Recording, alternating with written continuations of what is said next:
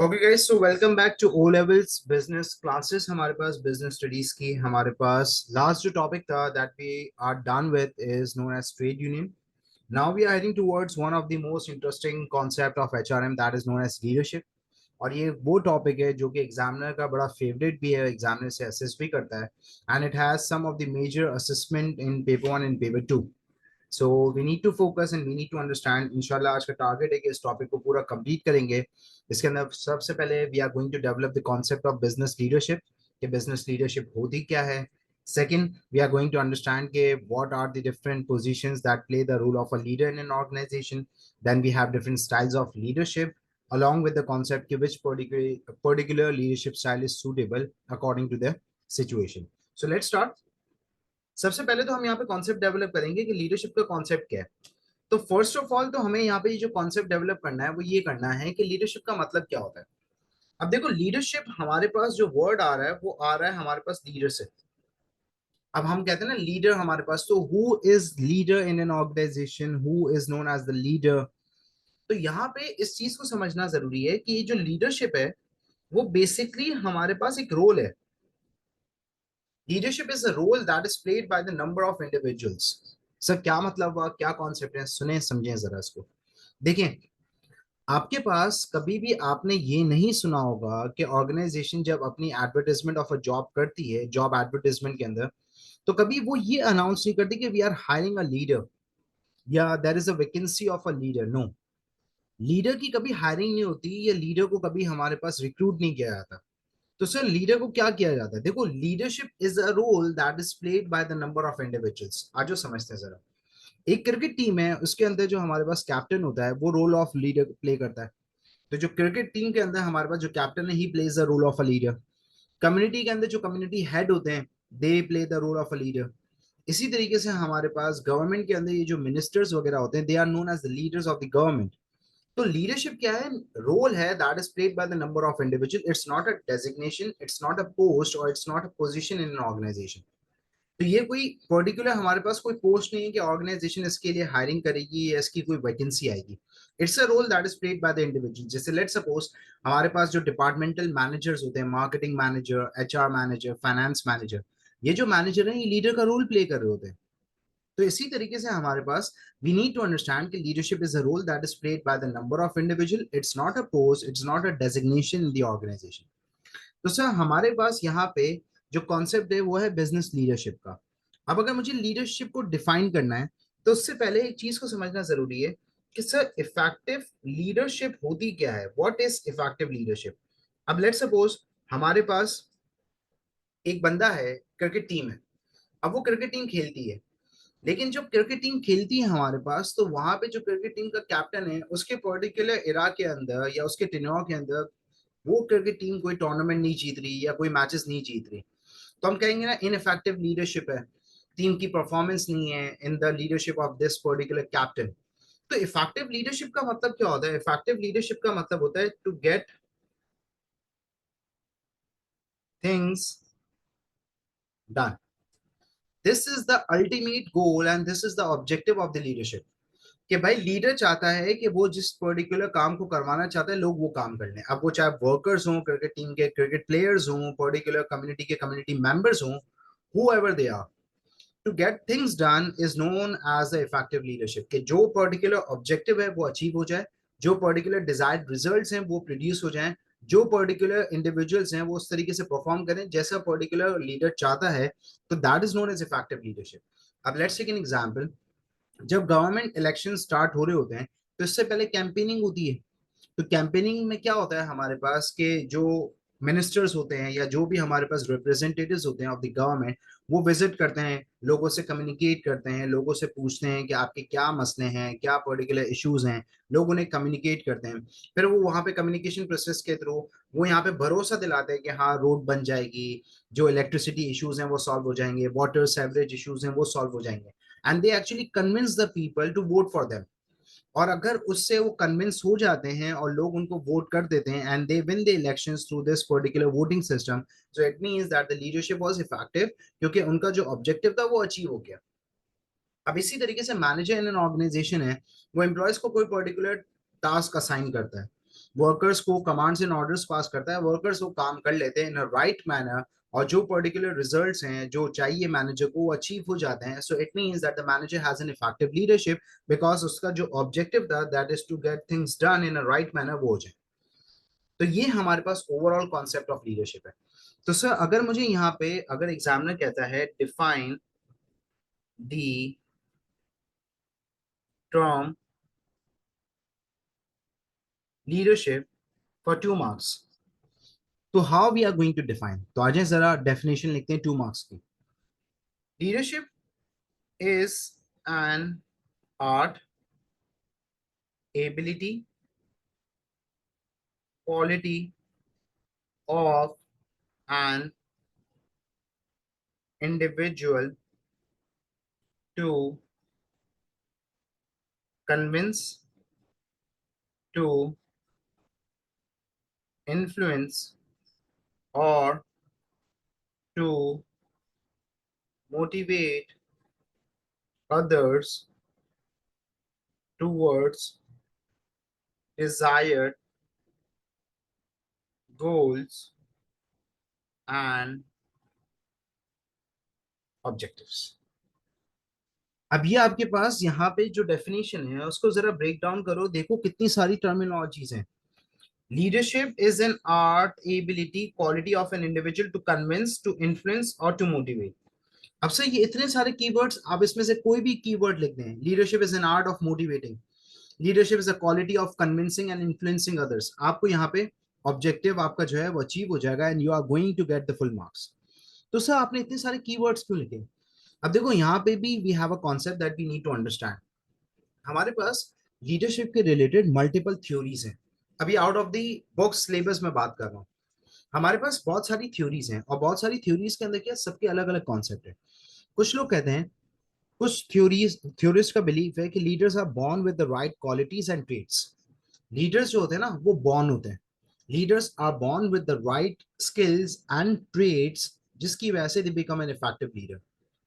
कुछ लोग कहते हैं कि लीडर बॉर्न नहीं होते, हालात और situation circumstances makes an individual a leader.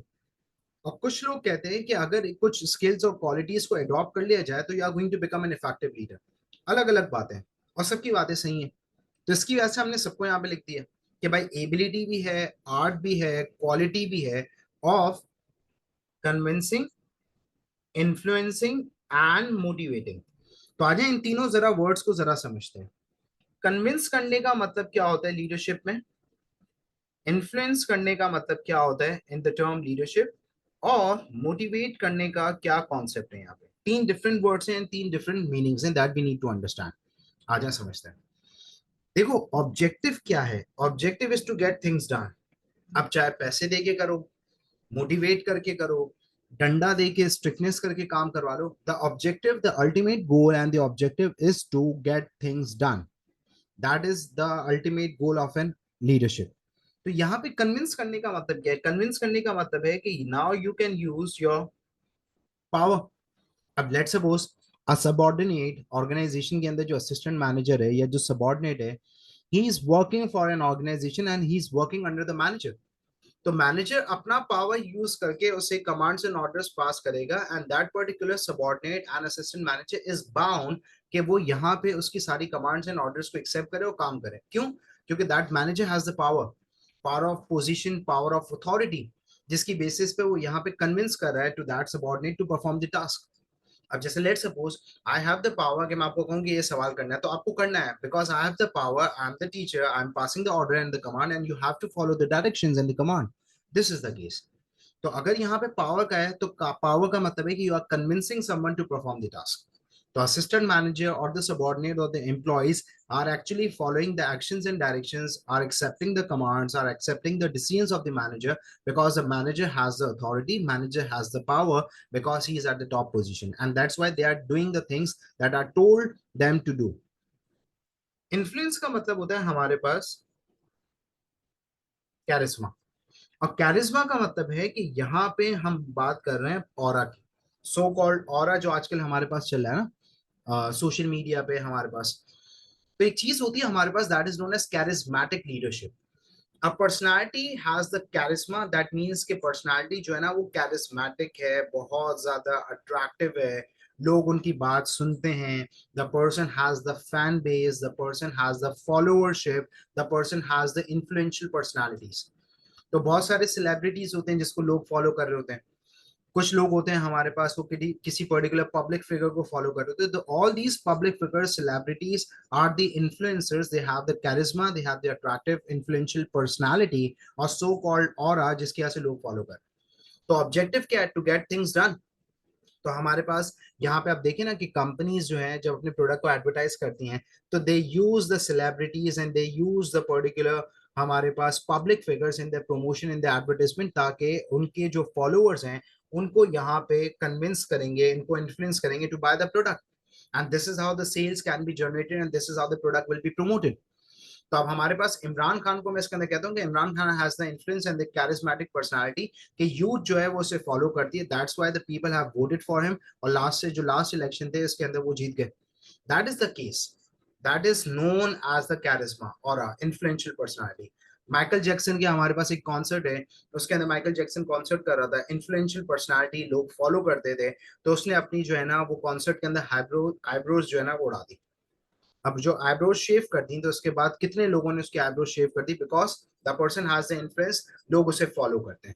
जिसको आप ये भी कह सकते हैं कि ब्लाइंड फॉलोअरशिप है, that's a different debate, argument है, उसको हम बाद में डिस्कस करेंगे। लेकिन कॉन्सेप्ट ये है कि इन्फ्लुएंस हैज द कैरिस्मा।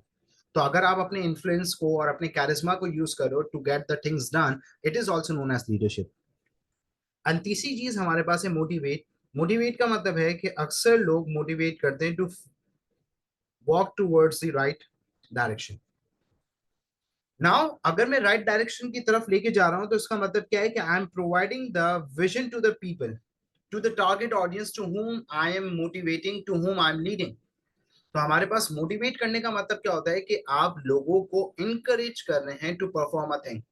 अब मैं यहाँ पे आप लोगों को मोटिवेट कर रहा हूँ एग्जाम से पहले, तो इसका मतलब क्या है कि I am motivating you in a right direction, I am showing you the vision कि अगर आप अच्छे तरीके से परफॉर्म करेंगे तो आपको रिजल्ट अच्छा आएगा, you can get the desired results. On what basis? You can get admission into A levels college on the scholarship.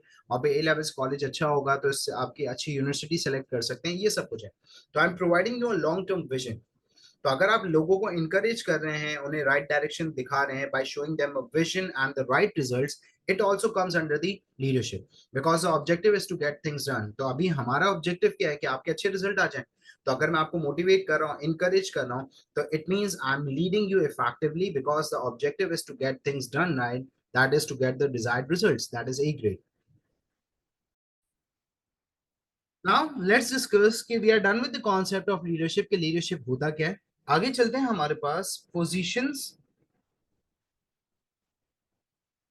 in an organizational structure। अब हम डिस्कस करने जा रहे हैं कि हमारी जो ऑर्गेनाइजेशन होती है उसके अंदर हमारे पास बोर्ड ऑफ डायरेक्टर्स हैं, मैनेजर्स हैं, सुपरवाइजर्स हैं, डिफरेंट लोग हैं, डिफरेंट लेवल्स में हैं हमारे पास। तो वहां पे कहाँ कहाँ लीडरशिप आपको नजर आएगी? On what particular positions you will see the leadership? तो आ जाए सबसे पहले हमारे पास CEO. Who is known as CEO? CEO is known as the chief executive officer. अब chief executive officer plays the role of a leader, और ये जो सीईओ है हमारे पास, ये किसको लीड कर रहे होते हैं? ये लीड कर रहे होते हैं आपकी कंपनी के जो बोर्ड ऑफ डायरेक्टर्स हैं।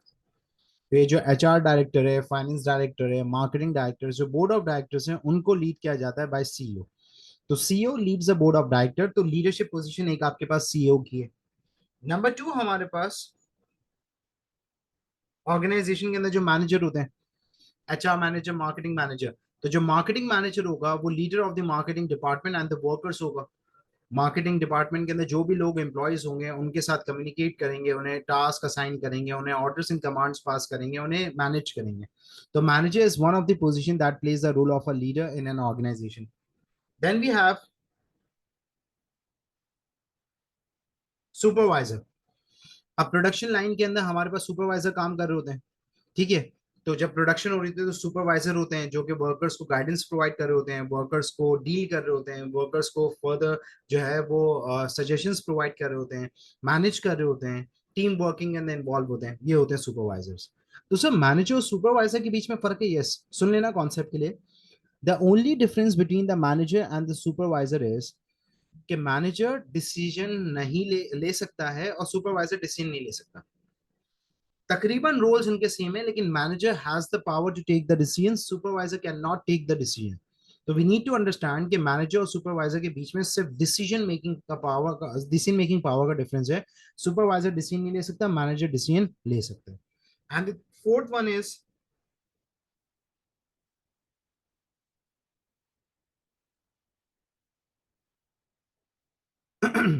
Trade union leader. तो हमारे पास ये जो ट्रेड यूनियन फॉर्म होती है उसके अंदर जो हमारे पास रिप्रेजेंटेटिव होते हैं, they are known as the trade union leader. तो वो भी लीडरशिप का रोल प्ले करते हैं because they lead the trade union members and the workers और those who are the part of the trade union. तो ये कुछ पर्टिकुलर हमारे पास पोजीशंस हैं in an organization structure that play the role of a leader. आगे बढ़ते हैं अब हमारे पास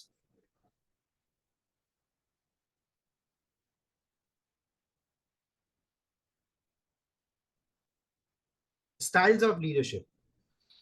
how many styles of leadership are there, क्या होते हैं, why do we have different styles. सबसे पहले तो कॉन्सेप्ट हमें ये समझना जरूरी है कि सर लीडरशिप स्टाइल्स हमारे पास डिफरेंट क्यों हैं, why there are different styles of leadership. देखो, सुनो समझो इसको।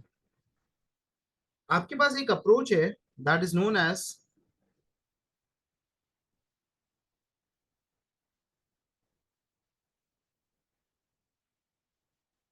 Situational approach. सिचुएशन बिजनेस की, जैसे हर चीज की सिचुएशन सेम नहीं रहती, बिजनेस की भी सिचुएशन सेम नहीं है। हमेशा सेम टाइप के आप यहाँ पे सिचुएशन के अंदर नहीं होंगे। And when you are not in the same type of situation every time, तो यू नीड टू अंडरस्टैंड कि you have to adopt the different styles of leadership. Panadol solution नहीं है हमारे पास, या one size fits for all वाली बात नहीं है कि आपने सॉक्स जो है वो किसी को भी चल जाएंगे, सबको फिट हो जाएंगे, सबके साइजेस सेम होते, नो। और not is and it is not known as the Panadol solution कि आपके सर में दर्द हो रहा है पैनाडॉल खा ले, मतलब इट्स नॉट अ पैरासिटामॉल कि हर टाइम पैनाडॉल काम करेगी, फीवर के अंदर काम करेगी, सर दर्द में काम करेगी। तो you have to adopt different styles of leadership according to the situation, that's why it is known as situational leadership और द अप्रोच। अच्छा, ये जो डिफरेंट स्टाइल्स ऑफ लीडरशिप है इसके जरा कॉन्सेप्ट को सुनते हैं, समझते हैं जरा कि हमारे पास सबसे पहला जो स्टाइल ऑफ लीडरशिप है it is known as autocratic leadership. कौन सी लीडरशिप है? ऑटोक्रेटिक लीडरशिप है। अब सर ये जो ऑटोक्रेटिक लीडरशिप है इसका कॉन्सेप्ट क्या है हमारे पास? ऑटोक्रेटिक लीडरशिप का दूसरा नाम हमारे पास है, it is also known as authoritarian leadership. Which particular leadership? Authoritarian leadership. अब ये जो फर्स्ट स्टाइल ऑफ लीडरशिप है इसके अंदर होगा क्या, सुनिएगा। हमारे पास लीडरशिप पोजीशन में कौन है, एग्जांपल ले लेते हैं मैनेजर। और मैनेजर किसको लीड कर रहा है? मैनेजर लीड कर रहा है एम्प्लॉयज को। So in autocratic leadership, manager is leading the employees, लेकिन manager is using a tell approach. कौन सी approach use कर रहा है? Tell approach.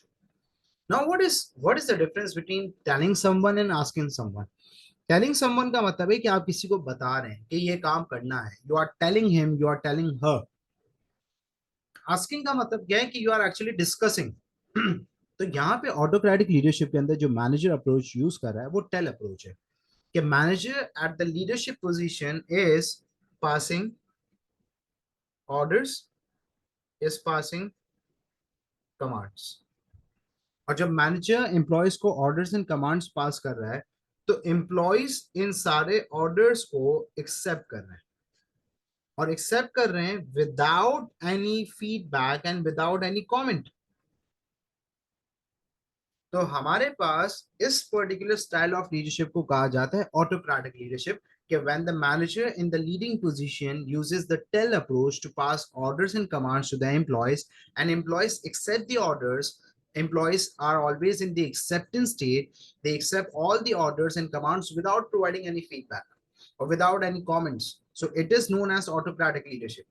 अब से ये जो ऑटोक्रेटिक लीडरशिप है इसके अंदर एम्प्लॉयज को फीडबैक दे रहे हैं नहीं, तो यूजुअली हमारे पास क्या होता है कि आप देखें कि ये जितनी भी हमारे पास आर्म फोर्सेस हैं उसके अंदर हमारे पास ऑटोक्रेटिक लीडरशिप होता है कि भाई जो ऑफिशियल्स होते हैं they are always in the accepting position. Top official से जैसे ऑर्डर्स एंड कमांड्स आते हैं उसे वो फौरन से क्या करते हैं, फॉलो करते हैं। तो इस टाइप की लीडरशिप को क्या कहा जाता है, हमारे पास ऑटोक्रेटिक लीडरशिप। अब आप यहाँ पे देखें कि जो कम्युनिकेशन हो रही है वो कैसे हो रही है, मैनेजर टू द एम्प्लॉयज। क्या एम्प्लॉयज कोई फीडबैक दे रहे हैं? नहीं। तो इसका मतलब एम्प्लॉयज की तरफ से कोई फीडबैक नहीं है। तो it will known as one way communication. अब सर वन वे कम्युनिकेशन का मतलब क्या हुआ? वन वे कम्युनिकेशन का मतलब हुआ manager to employees, manager to employees, manager to employees. मतलब यहाँ पे एम्प्लॉयज टू मैनेजर कुछ भी नहीं है। मैनेजर कह रहा है ये काम कर लो, कर लिया। What to do will be told by the manager, how to do will be told by the manager. तो employees are always in the acceptance state कि उन्हें बताया जा रहा है कि ये काम करना है, इस तरीके से करना है। तो यहाँ पे कम्युनिकेशन वन वे भी ना कि एम्प्लॉयज कोई फीडबैक नहीं दे रहे।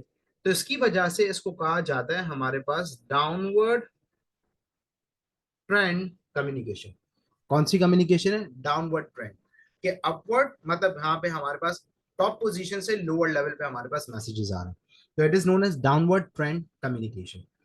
यहाँ पे हमारे पास वर्कर्स की लैक ऑफ पार्टिसिपेशन है। या सिंपली आप ये भी कह सकते हैं कि वर्कर्स की यहाँ पे हमारे पास जो इन्वॉल्वमेंट है वो नहीं है। तो जिसकी वजह से इट में lead to less motivation.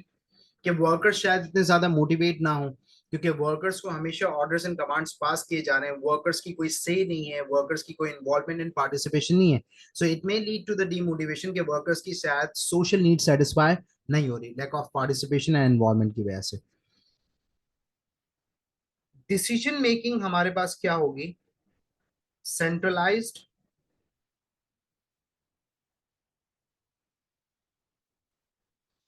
Centralised decision making है। अब सर सेंट्रलाइज्ड डिसीजन मेकिंग का कॉन्सेप्ट क्या है? सेंट्रलाइज्ड डिसीजन मेकिंग का कॉन्सेप्ट ये कि जो टॉप ऑफिशियल पे, जो मैनेजरियल लेवल पे या जो भी लीडरशिप पोजीशन में होंगे, they are going to take the decision and they are going to implement the decision. तो workers are bound to follow the decisions that are taken by the top officials. So it is known as centralized decision making, that the only power of decision making is in the hand of the top official. So that's why it is known as centralized decision making. तो sir ये suitable भी तो होगी ना कोई ऐसी situation? Yes. इसकी suitability आपके पास कब है? इसकी सूटेबिलिटी आपके पास तब है कि जब आपके पास क्राइसिस हो या फिर आपके पास कोई इमरजेंसी सिचुएशन।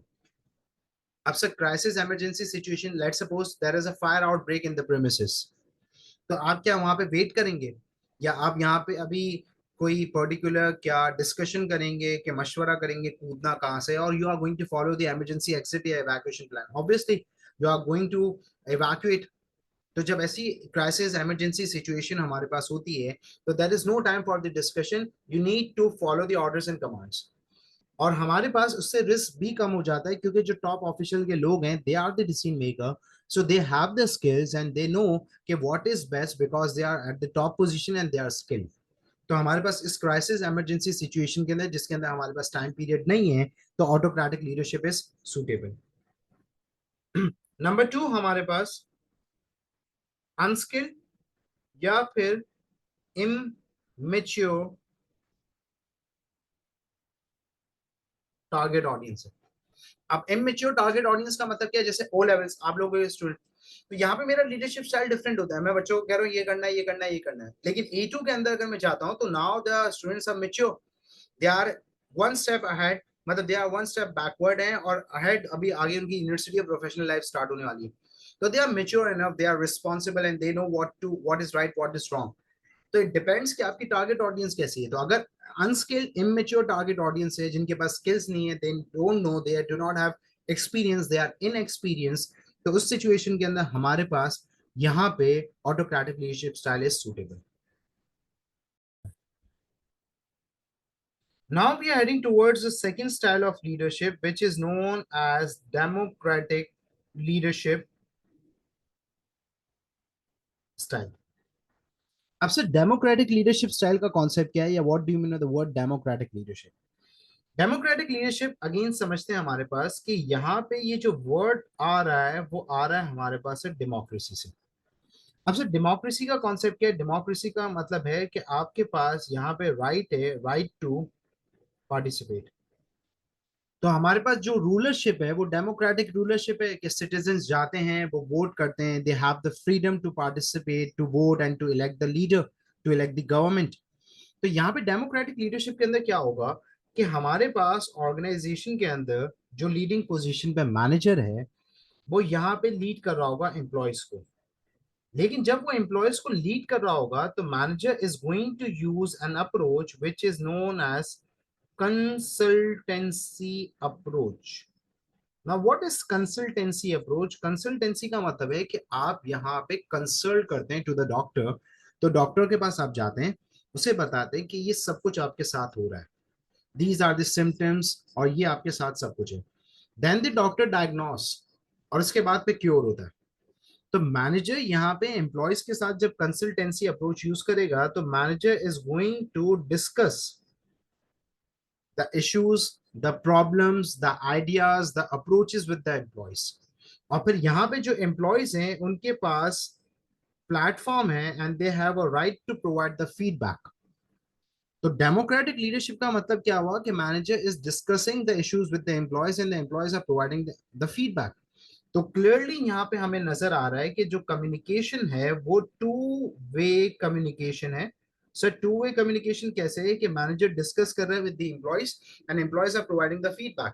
तो हमारे पास ये कम्युनिकेशन टू वे हो गई ना पूरी। This is the case. तो कम्युनिकेशन यहाँ पे टू वे, जिससे ये चीज भी समझ आ रही है कि हमारे पास through democratic leadership we can encourage the workers participation, we can increase the involvement of the workers। और इससे यहाँ पे फायदा ये भी होगा कि it may lead to the motivation of the employees के now the employees have a participation and the involvement, they have a say in discussion, their views and opinions matter to an organization. और इससे फायदा हमारे पास ये भी होगा कि हमारे जो व्यूज एंड आइडियाज ऑर्गेनाइजेशन में वो इंक्रीज होंगे because of the workers participation and the involvement. So when an organization is in need of ideas, when the organization is developing a new product, so by involvement of the workers we can get the new ideas, so it's a benefit। और plus हमारे पास यहाँ पे क्या sir decision making centralise होगी? No. देखो होगा क्या यहाँ पे डेमोक्रेटिक लीडरशिप है, एम्प्लॉयज भी अपना फीडबैक दे रहे हैं, मैनेजर भी दे रहा है। तो यहाँ पे we have multiple views and opinions. तो we are going to choose that particular thing that is most suitable and appropriate for an organization. और जो सबसे ज्यादा इफेक्टिव होगी उस चीज को क्या कर दिया जाएगा? इंप्लीमेंट कर दिया जाएगा। तो इसकी वजह से कोई सेंट्रलाइज नहीं है ना डिसेंट्रलाइज है। वॉट एवर द आइडिया कहीं से भी आ सकता है, एम्प्लॉयज की तरफ से भी आ सकता है, एम्प्लॉयर की तरफ से भी आ सकता है। सो इन दिस केस हमारे पास जो डिसीजन मेकिंग है वो ना सेंट्रलाइज है ना डिसेंट्रलाइज है। तो सर हमारे पास डेमोक्रेटिक लीडरशिप सूटेबल होगी ना? यस। इसकी सूटेबिलिटी कब है? इसकी सूटेबिलिटी आपके पास तब है कि जब आपके पास sufficient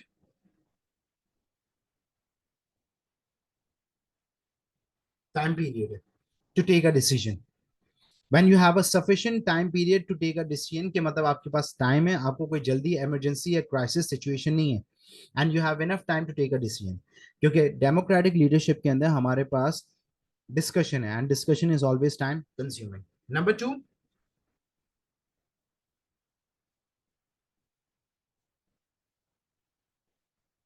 new ideas are required.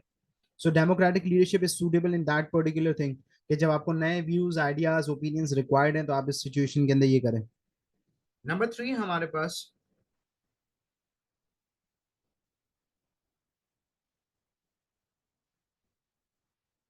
Mature target audience हो।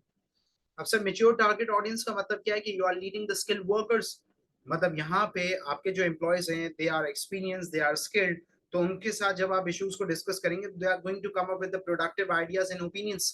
तो this is how it is going to be suitable. So it is known as the democratic leadership. Now we are heading towards the third style of leadership, which is known as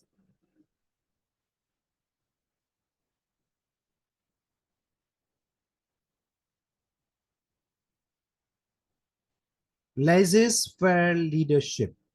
कौन सी leadership है हमारे पास? laissez-faire। अब से ये लेजिस fair हमारे पास English का word तो नहीं है, yes no it's not a English word, it's a French thing. अब जरा सुनिएगा हमारे पास लेजिस फेयर का मतलब क्या है। लेजिस फेयर का मतलब होता है लीव टू डू सो। अब से लीव टू डू सो मतलब hands off approach. Autocratic leadership में क्या थी, हैंड्स ऑन थी। मैनेजर हर चीज के अंदर हर एक्शन डायरेक्शंस को मॉनिटर कर रहा है, प्रोवाइड कर रहा है, डिसीजंस मैनेजर लेने सब कुछ। But in the case of laissez faire style of leadership hands off approach है। Leave to do so, employees को उनके हाल पे छोड़ दो। तो सर एम्प्लॉयज को उनके हाल पे छोड़ दो, ऐसा कैसे हो सकता है? ऐसा तब हो सकता है कि जब आप यहाँ पे हाईली स्किल्ड या फिर एक्सपर्ट्स को लीड कर, group of engineers, group of auditors, pharmaceutical researchers हैं, तो they are experts, they are specialized in the fields, they are already specialist. So they know better and they know what is better. They know how to perform the things and they know what is right, what is wrong. तो जब आप बहुत ज्यादा highly skilled employees को और experts को lead करते हैं, तो you use the laissez faire style of leadership and it is the most appropriate style of leadership. अब लेट्स सपोज अगर एक फार्मास्यूटिकल कंपनी है, वो किसी पर्टिकुलर मेडिसिन पे रिसर्च कर रही है, तो अगर आप वहां पे अगर इन्वॉल्व होंगे तो ओवरऑल टास्क डिले होगा। इसी तरीके से आपकी कोई कंपनी है, उसका फाइनेंशियल ऑडिट, चार्टर्ड अकाउंटेंट्स आ रहे हैं और वो ऑडिट कर रहे हैं, तो वो ऑडिटर्स हैं, they are specialist, they are chartered accountant, they know, they have the expertise. तो अगर आप उनके काम के अंदर इन्वॉल्व होंगे तो वो ज्यादा बेहतर जानते हैं। तो यहाँ पे होता क्या है कि जब आप लेजिस फेयर स्टाइल ऑफ लीडरशिप को यूज करते हैं, तो आप सिंपली करते क्या है, आप लीडरशिप स्टाइल को जब ये यूज कर रहे हैं, तो you are going to lead them, और आप यहाँ पे सिर्फ लीनियंट सुपरविजन करेंगे।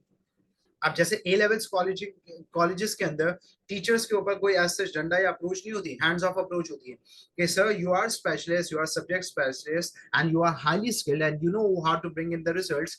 ये हमारा कोड ऑफ कंडक्ट है, ये हमारे rules and regulations, that's it. आपको ये फॉलो करने हैं and we need the right results, we need the results of the students, that's it.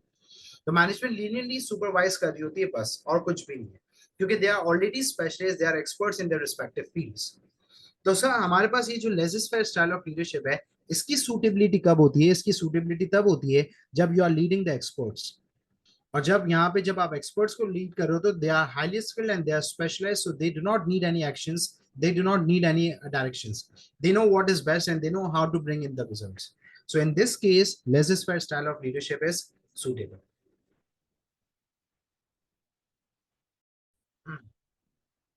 Now we are heading towards a thing which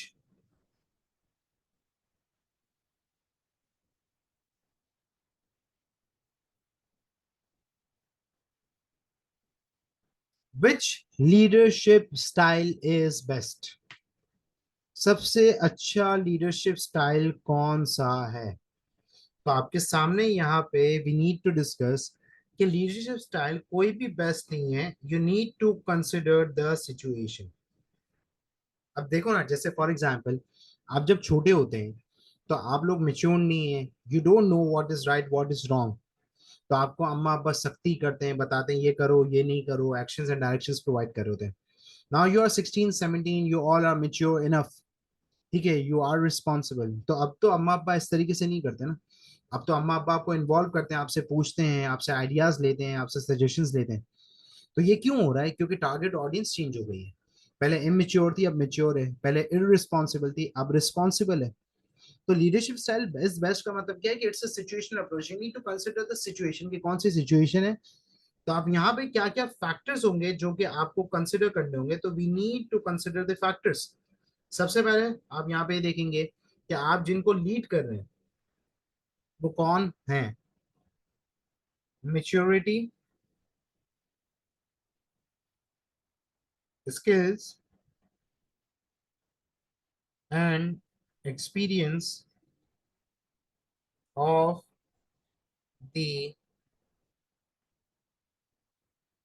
target audience. कि maturity skills and experience of the target audience क्या है, number one. Number to,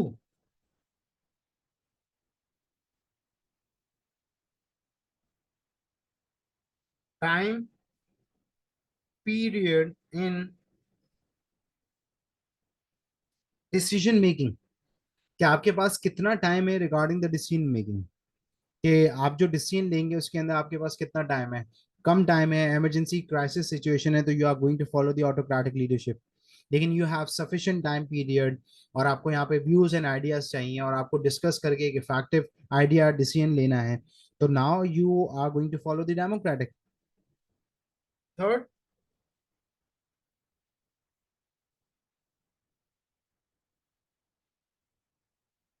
type of a decision. अब से type of a decision का मतलब क्या है? Type of a decision का मतलब है कि डिसीजन किस टाइप का है, रिस्क कितना इन्वॉल्व है। अगर बहुत ज्यादा हाई रिस्क है, मतलब अगर मुझे अब इन्वेस्टमेंट करनी है या कुछ ऐसा करना है, तो मैं यहाँ पे वर्कर्स को इन्वॉल्व थोड़ी करूंगा, खुद top officers are going to take the decision. लेकिन अगर डे टू डे छोटे मोटे डिसीजन है जो वर्कर्स के रिलेटेड है, वर्कर्स के काम के रिलेटेड है, तो अब मैं यहाँ पे फिर यार डिसीजन के वर्कर्स को इन्वॉल्व कर रहा हूँ, उनसे आइडियाज ले रहा हूँ, because they are in to the task and they know what are the issues they face, तो वो ज्यादा अच्छे तरीके से मुझे यहाँ पे गाइड कर सकते हैं, व्यूज एंड ओपिनियन शेयर कर सकते हैं, and we can take an effective decision. तो ये कुछ फैक्टर्स हैं जिसके बाद you are going to choose कि which particular leadership style is best. तो हमने यहाँ पे जब स्टार्ट किया, तो हमने पहले बिजनेस लीडरशिप का कॉन्सेप्ट डेवलप किया। देन वी डिस्कस के what are the positions in an organization structure that plays a role of a leader. Then we start with the styles of leadership. We are done with the autocratic, we are done with the democratic, we are done with the laissez-faire style of leadership, and the last area that we cover is which leadership style is best. So this is the business leadership for O levels business.